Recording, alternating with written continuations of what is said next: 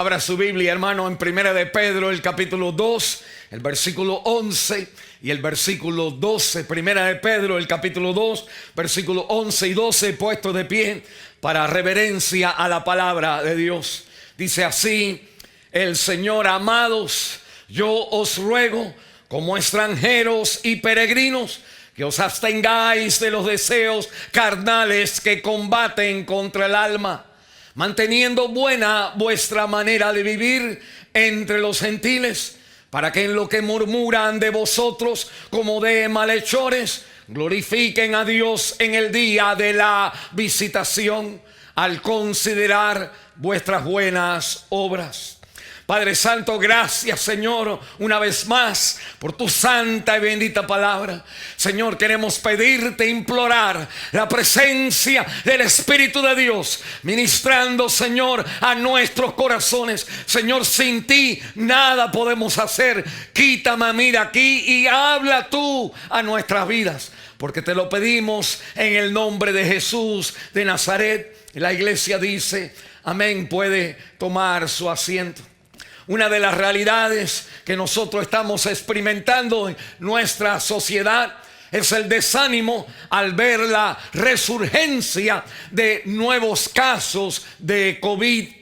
Cuando nos parecía a nosotros que ya esto se estaba terminando, pues se escucha que en diferentes ciudades vuelve a levantarse el número de aquellas personas afectadas. Y la Biblia me habla a mí, hermanos, que aunque COVID es una enfermedad donde nosotros podemos luchar entre la vida y la muerte, que hay una batalla mucho más peligrosa, mucho más importante, de muchas más graves consecuencias, que es la batalla donde el apóstol Pedro nos dice en el versículo 11, los deseos carnales que combaten contra el alma. Esta batalla determina no la vida y la muerte, sino determina el cielo y el infierno, y determina también la bendición favorable de Dios a ti, a tu familia y a tus hijos.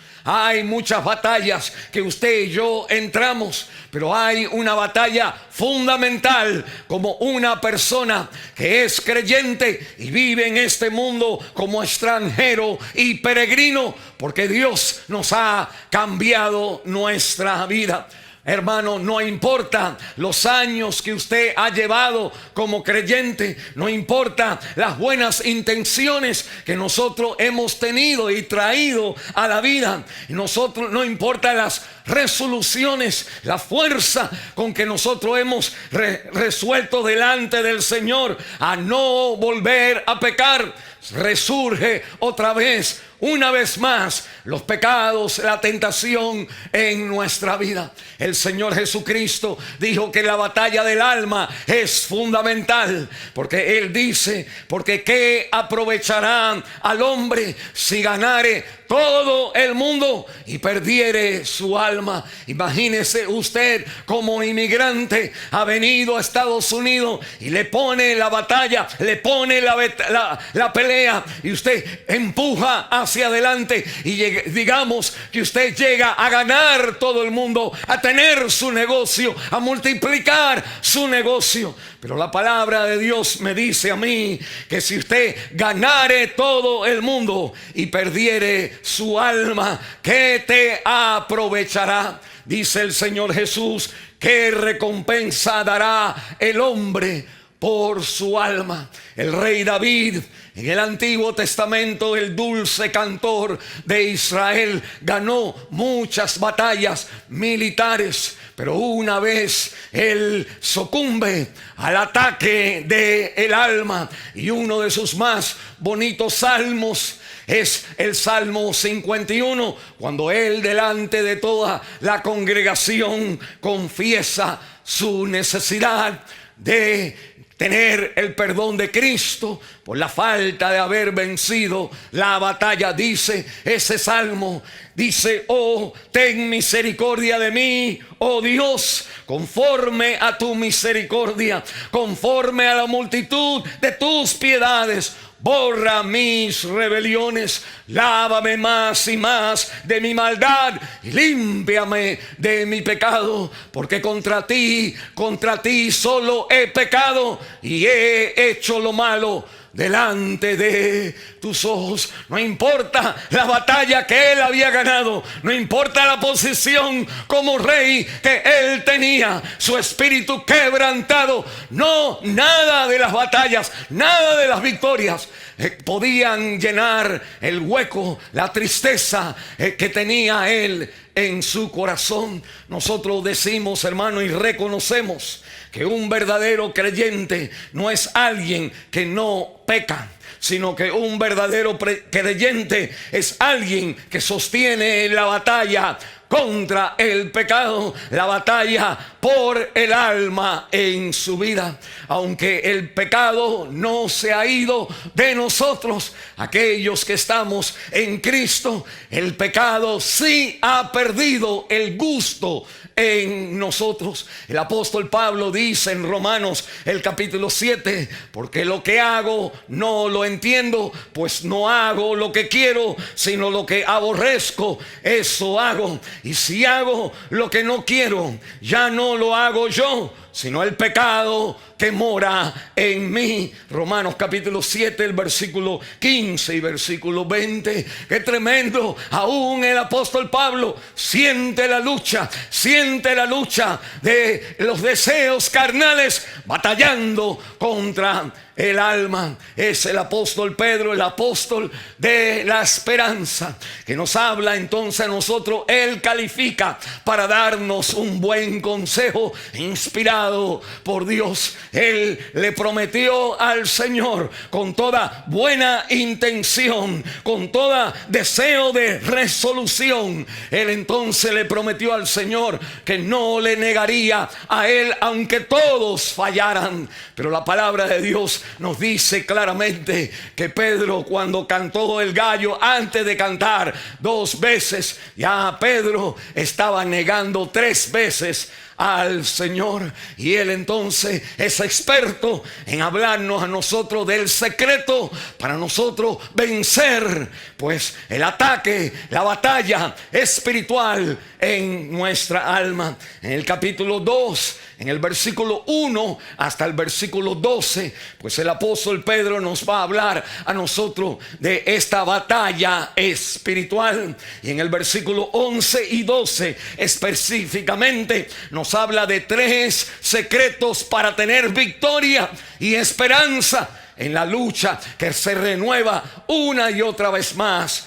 en nuestra vida. Él nos dice en el versículo 11, dice la Biblia, como extranjeros. Después dice, abstengáis. Y después dice en el versículo 12, vuestra buena conducta, vuestra buena manera de vivir. Y de esas 3 frases, Él nos da entonces 3 consejos. El primero es entonces que usted y yo necesitamos poner en práctica nuestra verdadera identidad, poner la manera de enfrentarnos al pecado, a la lucha dentro de nosotros, es de poner en práctica nuestra verdadera identidad. Segundo, es de no permitir ni una vez al enemigo que entre en nuestra vida. Y número 3 es vivir una vida transparente. Podemos resumir esas 3 cosas con 3 palabras: la palabra identidad, la palabra abstenernos y la palabra entonces transparencia. Mire conmigo lo que Pedro nos habla para nosotros tener el poder y la esperanza y la victoria en la lucha de los deseos carnales en contra de nuestra alma. ¿Cuáles son algunas de esas luchas? Y la Biblia me dice a mí, todos nosotros, hermanos, todos nosotros luchamos con el carácter en nuestra vida, luchamos con hábitos en nuestra vida, luchamos también pues con adicciones en nuestra vida, con vicios, con formas y maneras de hacer las cosas que dañan a los demás. Y la palabra de Dios me dice, hermano, usted necesita vivir la realidad de su identidad. Mire el versículo 11. Pedro dice: amados, yo os ruego, y aquí, como extranjeros y peregrinos. En otras palabras, para usted enfrentarse a la batalla espiritual, usted tiene que estar convencido de su identidad como extranjero y peregrino. Antes de llegar ahí, me llama la atención en el versículo 11 al principio, dice: os ruego. Está en el corazón de Pedro de decirnos a nosotros, esto es algo bien importante. Pedro está arrodillado delante de la congregación diciendo: por favor, os ruego, este es el camino. No trate de inventar otra manera de vencer el pecado que pelea en nosotros. Usted necesita primeramente poner en práctica su verdadera identidad. Usted es un extranjero y peregrino. Si nosotros nos hacemos la pregunta, ¿qué quiere decir que somos extranjeros y peregrinos? Quiere decir que nosotros llegamos a ser extranjeros y peregrinos por tres cosas. Nosotros somos extranjeros de este mundo. Estamos en este mundo de pasada nada más, porque nosotros primero hemos nacido otra vez. Mire el capítulo 2. Antes del versículo 11 dice el versículo 2: desead como niños recién nacidos. Note la palabra como. En el versículo 11 dice como extranjero. En el versículo 5 como niños. En el versículo 2 como niños. En el versículo 5 como piedras vivas. Y en el versículo 10 como una nación santa. En otras palabras, hermano, usted y yo podemos enfrentarnos con esperanza a la batalla del alma en nuestra vida, porque nosotros no somos de aquí. Nosotros hemos nacido en otro lugar. Tenemos un diferente papá y una diferente mamá. Dice el versículo 2: como niños recién nacidos. El nuevo nacimiento, hermano, por el Espíritu de Dios y la palabra de Dios ha cambiado nuestra vida. Nos ha dado a nosotros nuevas disposiciones, nos ha dado un nuevo carácter, nos ha dado una nueva naturaleza, nos ha puesto en nosotros un nuevo amor por nuestro Señor. Y es a través de esa nueva naturaleza que usted tiene que enfrentarse a los deseos carnales que batallan contra el alma. Está la historia bien conocida de Agustín, el obispo Agustín, que en los años 400 antes de Cristo, él era un sacerdote, pero él entonces no era salvo, y él tomaba, bebía, y él frecuentaba a los lugares nocturnos y dormía con las mujeres de la aldea. Típico pecador, pero él se convirtió a Cristo y él ha venido a ser pues uno de los grandes líderes de la iglesia a través de la historia de los años 400. Un gran teólogo. Si la iglesia hubiera seguido pues las enseñanzas de este San Agustín, la iglesia no hubiera sido católica romana, sino hubiera sido una iglesia tal como la es en la palabra, una iglesia basada en la gracia de Dios, en el poder del Espíritu Santo de transformar nuestras vidas. Se dice, él habla en su libro donde él habla Confesiones, y él entonces menciona como una vez él va, pues ya ahora se ha convertido, ha puesto su fe en Cristo, el Señor lo ha hecho nacer de nuevo, y él entonces va caminando por la calle y hay una mujer con quien él ha estado 2 semanas atrás, y él entonces, la mujer le dice a él: Agustín. Y él entonces reconoce la voz de la mujer y apresura sus pasos. La mujer sigue a Agustín y apresura también sus pasos. Agustín, Agustín. Y él entonces sigue más rápido. Y ella empieza a correr un poco más y llega a donde está él. Y le dice: Agustín, Agustín, soy yo. Y Agustín le dice: sí, pero no soy yo. Este es el impacto de cuando usted es renacido de nuevo por la palabra que permanece para siempre. La palabra dice el versículo 2, no adulterada. La Biblia es santa, es perfecta, abre los ojos, limpia a la persona cuando nosotros crecemos en la palabra del Señor. Por eso es que usted y yo somos peregrinos, y por eso usted y yo somos extranjeros en este mundo. Segundo, la Biblia me está hablando a mí no solamente de nacer de nuevo, sino también que nosotros somos unas piedras vivas en el templo de Dios. Dice el capítulo 2, el versículo 4, acercándonos a Él, a Cristo, piedra viva. Cristo es piedra viva, desechada ciertamente por los hombres, mas para Dios escogido y precioso. Nosotros también como piedras vivas, ser edificados como casa espiritual y sacerdocio santo, para ofrecer sacrificios espirituales aceptables a Dios por medio de Jesucristo. En la vida, en la experiencia de aquellos primeros creyentes en el Antiguo Testamento y en el Nuevo Testamento, algo bien central en su vida era el templo que se levantaba en el centro de la ciudad de Jerusalén. Había sido una tremenda obra de manual de las personas, una arquitectura inspirada por Dios, y tanto así que los discípulos en Mateo capítulo 24 le preguntan al Señor y le dicen: Señor, estas piedras, estas paredes, ¿cuándo esto se va a terminar? Y que el Señor le dijo: tú ves estas piedras, cada una de ellas van a ser destruidas.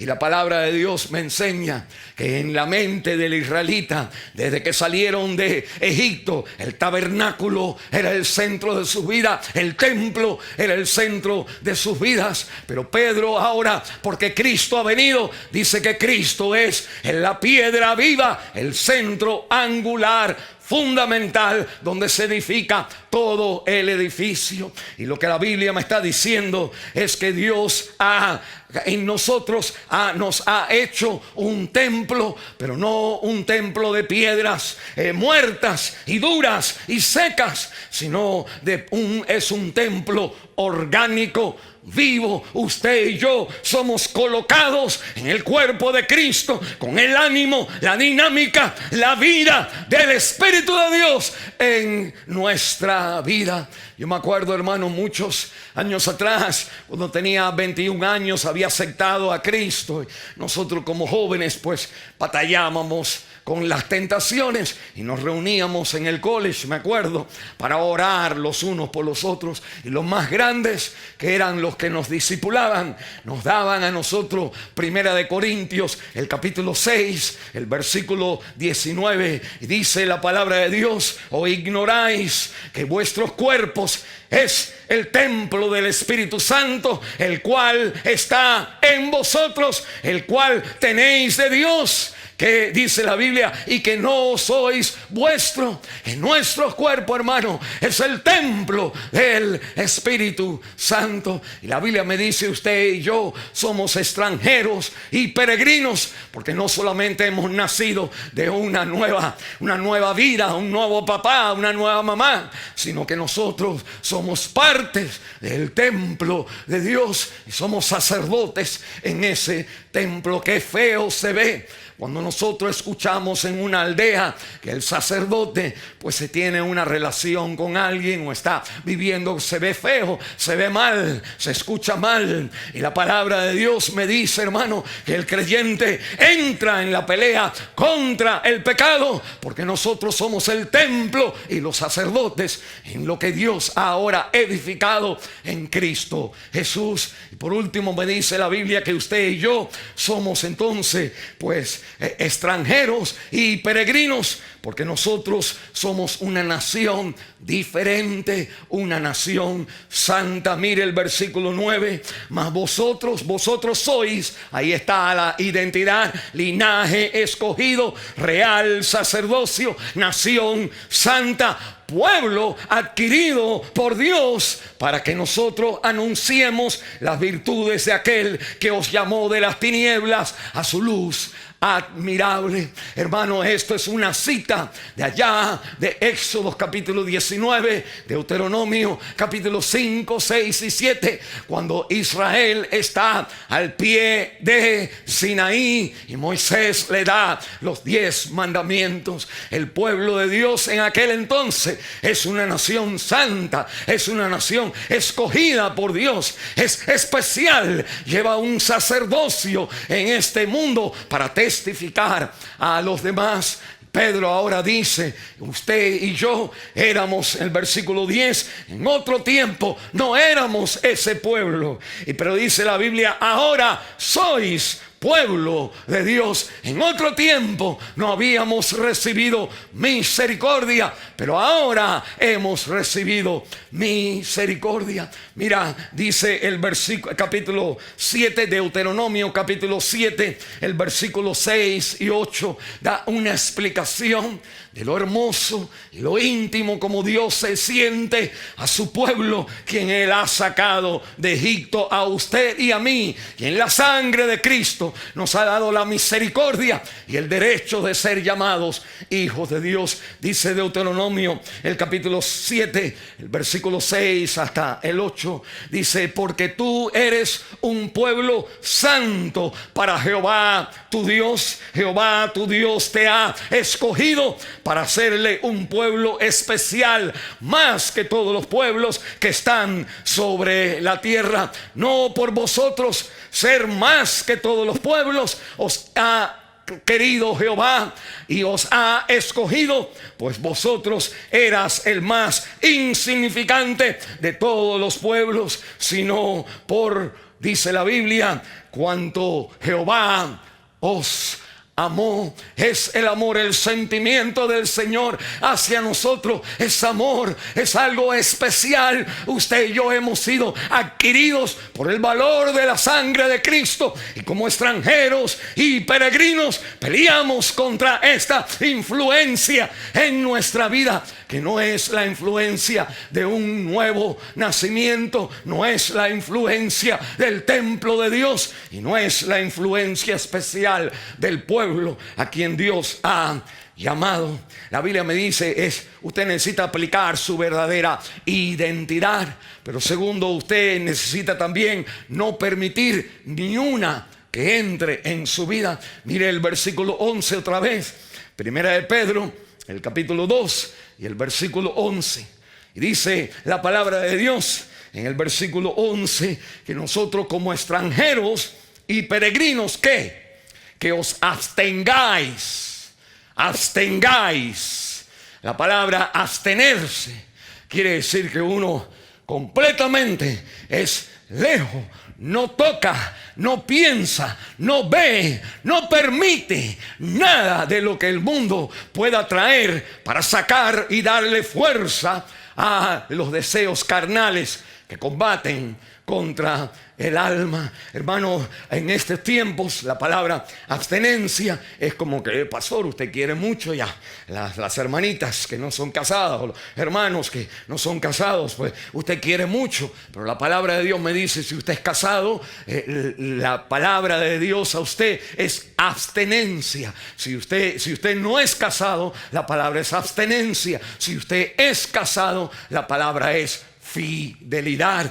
Y la Biblia entonces me enseña a mí, hermanos, que nosotros tenemos que abstenernos de los deseos carnales, completamente separados, aunque están ahí, no darles ni el pensamiento a ellos la realidad de nuestra vida, hermanos, en mi propia vida, en la vida de las personas a quien yo he aconsejado, que nosotros poco a poco, la manera que caemos en el pecado es que permitimos un poquito de ese pecado. No queremos ir allá, pero damos un paso, vemos la televisión, vemos un programa, escuchamos una música que está hablando de todo lo que está allá, pero nosotros no vamos a ir allá. Decimos, pero poco a poco usted va no absteniéndose, usted va dejando más y más que el pecado lo acostumbre a usted a ese tipo de pensamiento. Usted y yo somos como la historia de la mamá que tiene un niño que está un poquito sobrepasado de peso, y ella entonces lo lleva al doctor y le dice al doctor, pues yo creo que mi hijo está un poquito sobrepasado de peso. Y el doctor entonces pues ahí lo chequean y le dice a la mamá, sí, yo creo que sí, tenemos que ponerlo a él en una dieta. Y le dicen entonces al muchachito, pues papi, mira, no puedes estar comiendo candy, no puedes estar comiendo dulce, tienes que seguir esta dieta. El muchachito con tristeza pues tiene que hacerlo. Un día le dice el muchachito a la mamá, mami, voy a montar la bicicleta. Y la mamá entonces contenta porque el muchachito va a montar la bicicleta, va a hacer ejercicio. Y entonces la mamá dice, acuérdate, no vayas a comer dulce por ahí. Y el muchachito dice, no, yo no voy a ir en la bicicleta donde está, por la dirección de donde está pues la tienda de dulce. Yo voy a ir para el otro lado. Y cuando él entonces empieza a ir para el otro lado, él dice, creo que le voy a dar una vuelta a donde está la tienda, pero no voy a entrar en la tienda.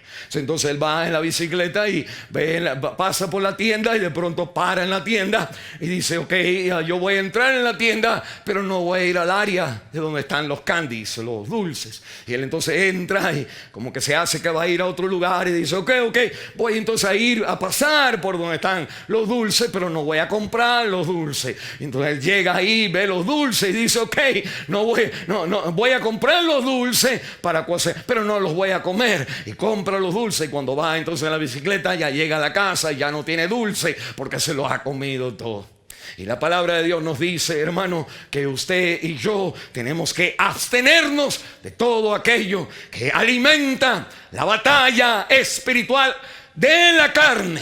Y nosotros tenemos que alimentar la batalla del alma en contra de la carne a través de la palabra de Dios. Y por último, la Biblia me dice, no solamente usted tiene que entonces aplicar la identidad verdadera en su vida. Usted no puede batallar el pecado pensando que usted es lo que usted siente. Usted no es lo que usted siente. Usted es lo que Cristo le ha llamado a usted a ser. Usted ha nacido. Usted es el templo del Espíritu Santo. Y usted y yo somos la nación adquirida por Dios. Usted y yo no podemos permitir ni un enemigo que entre en nuestra vida. Pero tercero, usted y yo tenemos que vivir vidas transparentes. Dice el versículo 12, manteniendo la manera que nosotros peleamos contra el alma. El versículo 12, manteniendo buena vuestra manera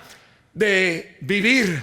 La palabra buena manera es la palabra honesta. Honestidad. Hay un poder en la simple virtud de integridad, de honestidad. Honestidad quiere decir que lo que uno dice es lo que uno es, lo que uno promete es lo que uno hace. Uno es honesto. Honesto es cuando nadie lo ve, usted ahí, Dios lo sigue viendo, y nosotros vivimos honestamente porque está la oportunidad de robar. Uno es honesto. No se mete en el bolsillo lo que no es de nosotros. Nosotros, porque somos honestos, sabemos que puede haber una tentación ahí. Nadie me está mirando, pero usted honesto, usted no mira hacia esa tentación. Ese es el carácter que la gente está mirando de nosotros. Es lo que quieren ver en nosotros. La Biblia dice en el versículo 12 al final que ellos, al considerar nuestras buenas obras, cuando Cristo viene y toca en sus corazones el día de visitación, que ellos aceptan al Señor o rechazan al Señor por el testimonio que usted y yo le hemos dado. Muchos años atrás, en la iglesia en Houston, Texas, donde yo ministraba, la iglesia bautista en aquel entonces, pues había un diácono que nosotros entonces recibimos como diáconos y le invitamos al hermano que compartiera pues su testimonio, y él dio sus testimonios y él dijo que la manera que él vino a Cristo, él era un hombre que tomaba, él era un hombre que abusaba a su esposa, la trataba mal, y que una y otra vez más, todos los fines de semana, pues la esposa sufría por muchos años, y que una vez él entonces pues viene un poquito tomado y él entonces empuja a su esposa, que la tumba de la silla, y la mujer cae en el suelo y él como bien fuerte, y él entonces nota que la mujer se pone de pie, se sienta otra vez en la silla, agarra sus manos y que como que está orando, y dice él que en ese momento vio como si su esposa fuera un ángel, y de pronto le llegó la compulsión, le llegó pues el sentirse mal, le llegó en que él estaba tratando como un animal a su esposa, y de pronto cae de rodillas, dijo él, y dio el testimonio que le pide perdón, que no podía comprender que malo había sido, como ella tan buena, tan dulce, le aguantaba, y que el testimonio de ella como un ángel tocó su corazón, y él entonces aceptó a Cristo. Yo no sé si este testimonio es algo que usted quiera seguir, si hay violencia en su hogar, pero la palabra de Dios me dice que cuando Dios toca el corazón, he aquí, estoy a la puerta y llamo. Si alguno oye mi voz y abre la puerta, es porque cuando uno sabe que es Cristo y todavía no lo tiene, uno dice: este es el Cristo que fulanito, que menganito en la iglesia dice que tiene. Y uno entonces, conociendo que alguien le conoce, abre la puerta. Pero cuántas veces, hermanos, hay personas que no aceptarían al Señor por el testimonio de nosotros. Qué tremendo, hermanos, usted y yo somos personas que estamos en una batalla contra el pecado, pero tenemos una diferente identidad, tenemos un llamado de resistir, abstinencia completa, y tenemos entonces la responsabilidad de vivir para que otros nos observen y vean en el momento de el Señor tocar sus vidas, nuestros testimonios sean de ayuda, de push, de ayudarles a cruzar la línea de inconverso a creyente. Si usted nunca le ha pedido a Cristo que entre en su corazón, hoy usted lo puede hacer. Diga ahí donde está: Señor Jesús, gracias por morir por mis pecados, derramando tu sangre. Entra a mi corazón, límpiame, hazme nacer de nuevo, ponme en el templo tuyo, Señor, y ayúdame a vivir como un hijo tuyo. Y usted, hermano, si se ha olvidado ya de la batalla que usted tiene, usted es una nueva criatura. Usted es el templo del Espíritu Santo. Usted es la nación santa que recibió misericordia, y con nuestra vida nosotros le exhibimos a los demás el poder de la misericordia de Dios. Y estaré orando por ustedes.